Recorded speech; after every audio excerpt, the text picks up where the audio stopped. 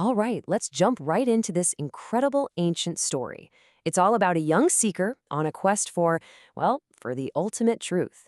And the place where he finds his first real lesson? It's completely unexpected. This isn't just some old tale. It's more like a blueprint for how we all learn, even today.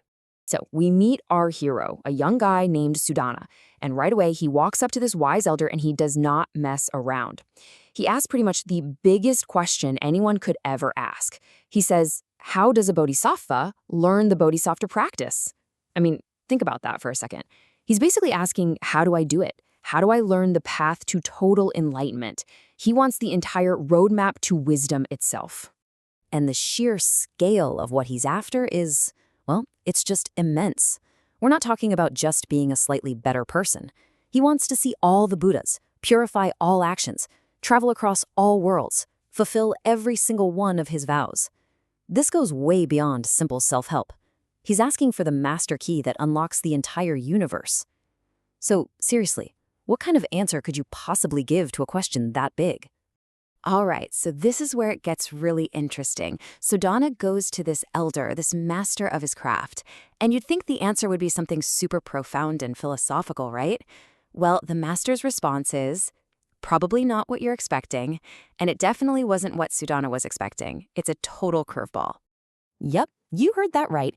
Instead of some big lecture on meditation or the nature of reality, the elder starts talking about his day job. He's a perfume master. He talks about compounding incense, just perfume. He goes on and on about the art of fragrance. And you gotta admit, in the face of this huge cosmic question, that sounds almost trivial, doesn't it? But of course, there is so much more going on here.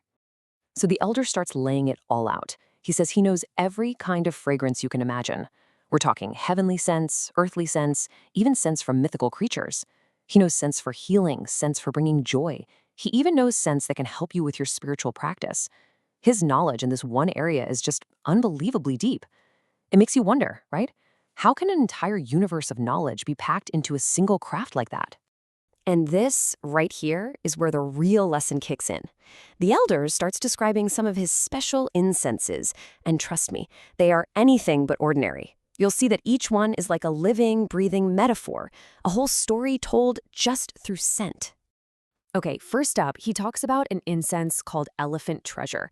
Get this, you burn just one tiny little pill, and it creates this cloud that rains down a fine, golden fragrance for 7 straight days. And anything this rain touches turns to pure gold. But even better, anyone who feels it is just filled with this incredible joy and kindness. Their minds become totally clear and peaceful. Amazing, right? Then he brings up another one called unbeatable. Now, if you rub this stuff on a war drum, the sound doesn't make people want to fight. Just the opposite. It actually causes entire invading armies to just stop, turn around, and go home. Peacefully. It's total victory without a single sword being drawn. Next, there's one that really shows you the power of a single small act. It's called lotus treasure. A tiny speck, literally the size of a sesame seed. When you burn it, the fragrance fills the entire world, and anyone who smells it is purified of all their negative actions, and they find their way again, all from one tiny little seed. And to top it all off, he talks about sea treasure. Burn a single pill of this stuff, and a whole king and his entire army can just lift off the ground and travel right through the air. I mean, just completely transcending the normal laws of the world. So you see what's happening here, right? The crucial point is the elder isn't just bragging about how great his perfumes are. He's using his craft to teach. That elephant treasure, that's a lesson in the transformative power of generosity. The unbeatable incense, it's about how true strength is found in peace. The lotus treasure shows the absolutely vast impact a single small pure act can have. And the sea treasure, that's all about transcending our ordinary limits. He's actually answering Sudhana's huge cosmic question, but he's doing it with these beautiful, concrete examples from the only world he truly knows, inside and out. But just when Sudhana, and maybe us too, is thinking, aha, I get it. The secret is just to master one thing so perfectly that it becomes a spiritual path? Well, that's when the elder completely pulls the rug out from under him. He's about to deliver the most important lesson of the entire encounter. So is that the big secret? Is the answer to Sudhana's enormous quest really just become a world-class perfume maker? Just master one single thing with everything you've got?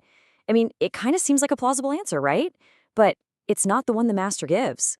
So after describing all of these absolutely incredible, world-changing fragrances, the master looks at Sudhana and says, "Good sir, I only know this art of compounding incense." Wow, talk about a moment of profound humility. He basically says, how could someone like me, who only knows this one thing, possibly know the vast, boundless path of the great enlightened ones? And that is the core lesson of the whole story. The perfume master has perfected a specific external craft, and it's incredibly profound, don't get me wrong, but it's also limited. What Sudhana is looking for is something totally different. It's an internal art, the mastery of the self, freedom from all worldly attachments, a kind of wisdom that isn't tied to just one skill, but applies to absolutely everything everywhere. You could say the master's greatest wisdom wasn't in the perfumes at all, but in his deep understanding of the limits of his own knowledge. So in the end, the master doesn't give Sudhana a final answer. What he gives him is a direction. He shows him that the path isn't about finding that one single person who has all the answers. It's about learning what you can from each person you meet along the way. And so after learning this really powerful lesson in humility, Sudhana is sent on his way. The master doesn't give him a neat little answer wrapped in a bow. He gives him a new destination. He tells him, go to the city of Tower and find a helmsman, a ship's captain named Vassala. He's the next piece of the puzzle for you. The journey just continues. And as Sudhana is walking toward this next city, he's thinking about the importance of what the text calls a kalyana mitra. It basically means a good spiritual friend or noble teacher. He realizes that these teachers, these guides, they're the real reason we make any progress at all. They might be hard to find, but they are absolutely essential. The perfume master was his first one, and now he's on his way to find the next. And really, that leaves us with the big takeaway from all of this. What the story is really teaching us is that the path to wisdom, to that deep understanding we all seek, it isn't some destination where you get a final answer. No, it's a journey.